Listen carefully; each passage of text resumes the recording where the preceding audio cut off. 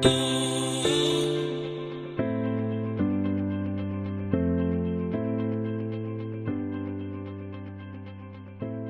friends, and welcome to another Rocket League tutorial video. Today we're talking about goalkeeping and what I consider to be the best way to train goalkeeping skills outside of just playing several thousand matches. Now, do I think you should be spending a lot of time practicing your goalkeeping? Not exactly, because as they say, an ounce of prevention is worth a pound of cure. Practicing other defensive techniques like wall clears, as well as playing enough games to get the game sense necessary to be able to prevent situations where you'd even need to make a save, is going to give you more bang for your buck overall. That said, being able to make a clutch save when it's needed is still worth devoting practice time to. To begin our training program, we're going to be using Bakkesmod. Now, I've got two other videos on Bakkesmod that go over the basics like how to install it and many of the other custom training and free play features. So go ahead and watch those videos, or Rocket Science's great video to get started with Bakkesmod. I'll link those in the description. Today we're going to be rocking the Defender plugin. Now, I swear this is the best way to train saves aside from in-game against real people. Head to the plugins tab of Bakkesmod, find the Defender plugin, and hit start to begin the training. Now let's start with some back post saves on the goal line. Focus on clearing to a safe spot or getting a good clear. Recovery is also just as important. You need to recover quickly and effectively to be ready to save the next shot.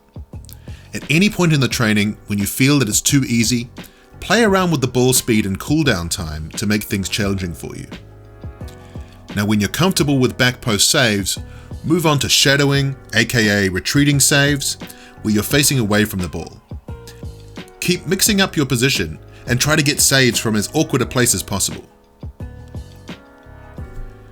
Next, we'll begin practicing saves from the back wall.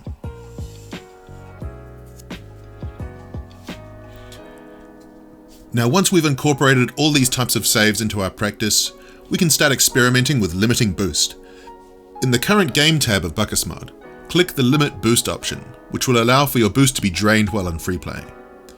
Now, we all know how bad it feels to be stuck in your net with little to no boost and having to make a save. This happens in 1v1 all the time, where one player will be peppering the goal or backboard with shots and stealing all the boost, while the other has to make a save and quickly grab a small pad or two to make the next one. Practicing this way will really test your resourcefulness and will push your goalkeeping skills much further than the normal in-game custom training with unlimited boost.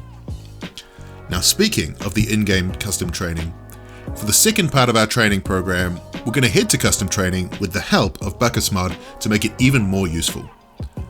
I've put together two training packs, one for goal line saves and one for retreating saves, each with 40 shots. Now, you'll find the codes for these in the video description. The purpose of these packs is not to go through each shot one by one like you normally would with a training pack, but instead, we're going to use Bakkesmod to randomly pick a shot each time. This will mean that you won't know which shot is coming up, and you'll have to react to each one as it comes. Once you've loaded up a training pack, in the custom training tab of Bakkesmod, make sure you have enable automatic mirroring and automatically shuffle playlists checked. You can also enable variants if you choose, but just be aware that if you do so for these shots, the ball might not be going into the net. It could still be handy, although I keep it unchecked for these packs. When training with these packs, press up on your D-pad, or 4 if you're using keyboard, to get a random shot each time. Now, if you spend 5 to 10 minutes on each of these packs, plus another 10 minutes using the Defender plugin each day for a month or so, I'm confident your goalkeeping skills will significantly improve at a faster rate than just using the in-game training and playing matches alone. Not only that, but I think the Defender plugin is pretty fun just by itself, as it can get pretty challenging when you limit boosts and reduce the cooldown time. I hope you found this video and my training packs useful, and if you're a console player who somehow watched until the end of the video and are thinking, why can't we get these cool features on console? Well, don't stop pestering Psyonix about it, because if the player base is vocal about the changes they want most, then Psyonix is going to take more notice.